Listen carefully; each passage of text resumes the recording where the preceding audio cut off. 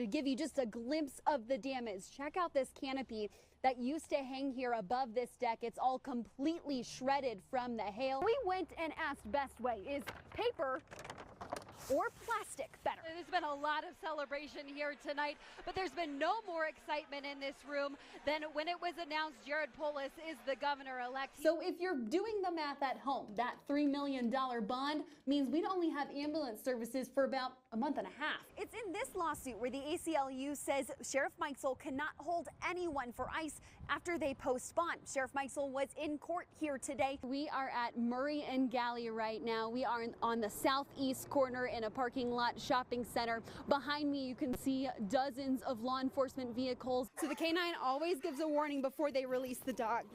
This is John Martinez. Police call him a main suspect in the case. Now, Springs police are on scene because of reports of looters in the area, but as you can see, not much here left after that fire.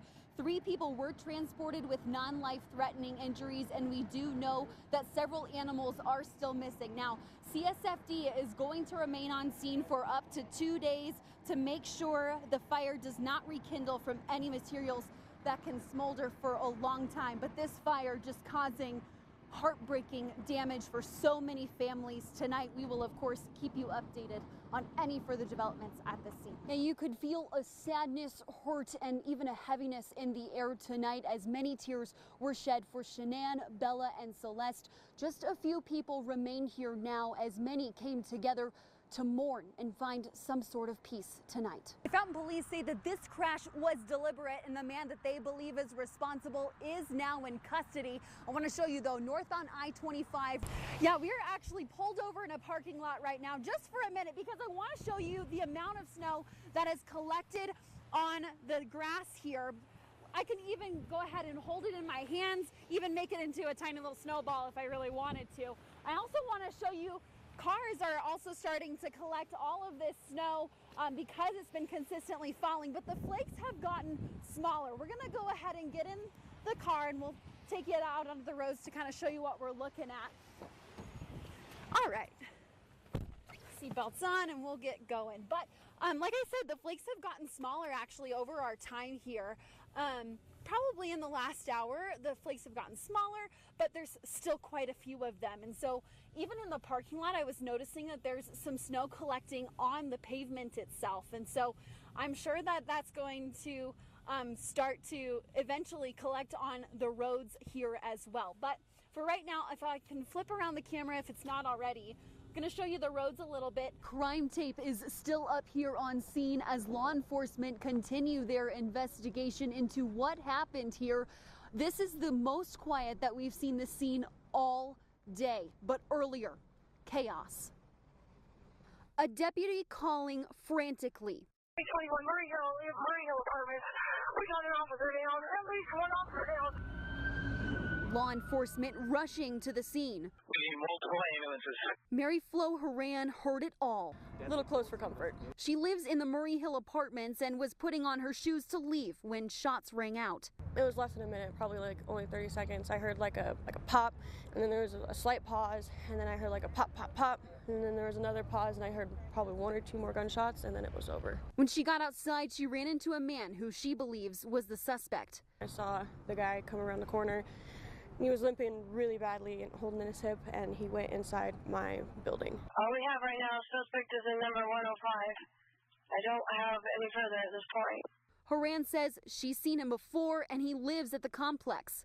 But it's this scene leaving Deputy Micah Flick dead, 2 deputies and 1 CSPD officer injured. If I had not taken those 2 minutes to put on a different pair of socks and put on different shoes, I would have been outside when it happened. And this witness reeling.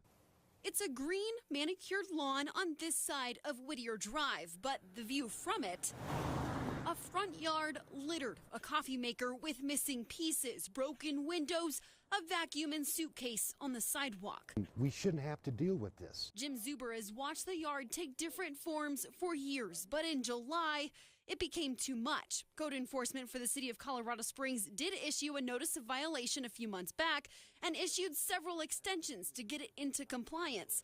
About 2 weeks ago, it became a safety concern. We found that there was personal items and debris being stored on the sidewalk and in the street, which is the right-of-way in front of the house. And at that point, we said, okay, we have to take some proactive measures here. Which led to a warrant, 6 crew members and 3 CSPD officers at the property on Monday to clean up. They mostly took the good stuff away, so you wouldn't be able to see nothing but maybe a pile of junk. Rodney Leacock owns up to the mess. He says he finds the items and sells them at the flea market. And all this stuff I find, but they said this was junk. He tells us he's a 5-time felon and says circumstances like the fact he could not pay for a storage unit that was holding these items have led to this. Could you agree that, having all of these items out here is a code violation? I can agree that maybe it would be a code violation from somebody who just put the stuff out here to be a jerk. Leacock insists his state of affairs don't make it a violation of city code, but he does apologize to his neighbors. And I'm sorry that they had to deal with it because that's not what I was trying to do. Which doesn't mean much to Zuber. If you're sorry, clean it up. Saying sorry won't change this view. For 12 hours on one intersection on this day. 17 years strong. Got to remember 9/11. Chris Seal walks with a purpose. So it's not being washed away. And it's not being forgotten. Carrying the stars and stripes. It's all held together. That's what we're supposed to be, is held together. I just want everybody to remember how that was and how we felt that first year and that we came together. Unity. Thank you guys. Is his message. I never lost anybody. I'm not a veteran. But if we look at it, we all lost somebody because we're Americans. The response keeps him walking for 720 minutes. I'm just getting to know people and that have that same heart and that passion that I'm trying to deliver to the community, to let them know that, hey, we can all grow from this. 2 of those people, Randina Hoyt and her daughter Raina. I've passed him probably about 6 times today, and every single time I've honked for thanks for him. While 5-year-old Raina never experienced that terror, Randina wants her to understand. I think it's important for her to be able to see and experience the history, so she knows full well and she never forgets too. Even over the years, the support. Thank you. And the 12 hours on this intersection. It's opened my heart also. Has changed him too. Watching on the corner of Platt and Shelton, it doesn't take long. Did you catch it? 2 or maybe even 3 cars run the red light. I waited on the intersection of North Carefree Circle and Academy 2, and even as I tried to say I'd time how long it would take to catch a driver in the act, There was one. a red truck blows past the red light. You can even see the opposing light turn green. Both of these intersections, along with Dublin and Academy and Lexington and Briargate Boulevard, will have cameras to capture the violations by the end of 2018. Red light running and intersection crashes are the most dangerous that happen in Colorado. That's CSPD Lieutenant Carrie Graves. She's managing the red light camera safety program. We're not here to harass drivers. The purpose is not to do that, but it is to hold people accountable. Which is exactly what some have an issue with. It's unfortunately become an industry that's a little bit rife with fraud. Talking with me over Skype is Arizona State Representative Travis Grantham. He has tried to pass a bill for 2 years straight to ban red light cameras in Arizona.